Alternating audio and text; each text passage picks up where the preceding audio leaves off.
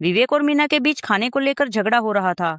सासू माँ चुपचाप सीढ़ियों से नीचे उतरी और रसोई की चौखट पर आकर खड़ी हो गई। उनकी नजरें शर्म से झुकी हुई थी। सासू माँ रूंधे गले से, संध्या, क्या मुझे एक कप चाय मिलेगी? ऊपर तो जैसे रिश्तों में सिर्फ शर्त और पैसा ही रह गया है। मुझे आज समझ आया कि घर पैसे से नहीं, उस इंसान के प्यार से चलता है जो बिना कुछ कहे सबको समेटे रखता है। संध्या चाय का कप बढ़ाते हुए, माँ जी, चाय तो मैं हमेशा पिला दूंगी, पर याद रखिएगा कि जो इज्जत एक बार बंटवारे की भेंट चढ़ जाती है, उसे वापस पाना बहुत मुश्किल होता है। सासू माँ सिसकते हुए, तू सच कह रही है बहू। मैंने हमेशा सोचा कि छोटी बहू की नौकरी और उसकी ऊंची आवाज ही उसकी ताकत है, पर आज पता चला कि इस घर की असली ताकत तो तेरी खामोश सहनशीलता थी, जिसे मैंने कमजोरी समझ लिया। आकाश ने माँ की तरफ देखा, फिर संध्या की तरफ। संध्या उठी और उसने सासू माँ का हाथ पकड़कर उन्हें कुर्सी पर बिठाया।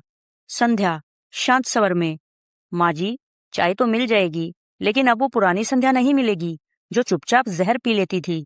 मैंने आपको माफ कर दिया है, पर इस घर की मर्यादा अब रिश्तों के हिसाब से नहीं, बल्कि एक दूसरे के सम्मान के हिसाब से चलेगी। सासू माँ रोते हुए, मुझे माफ कर दे बहू। मैंने जिसे पत्थर समझा वही इस घर की नींव निकली। मीना की डिग्री और उसकी नौकरी ने उसे इंसानियत नहीं सिखाई, और मैंने तेरी ममता को तेरी कमजोरी समझ लिया।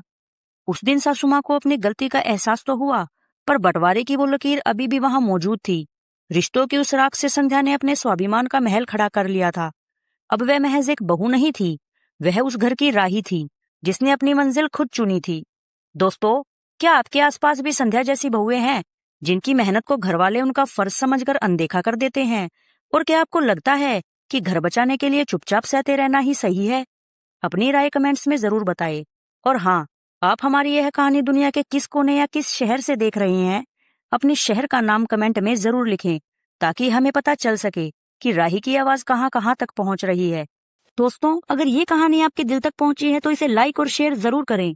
मेरी ऐसी ही और सच्ची कहानियों से जुड़ने के लिए हमें फॉलो और सब्सक्राइब करके मेरा हौसला जरूर बढ़ाएं। धन्यवाद।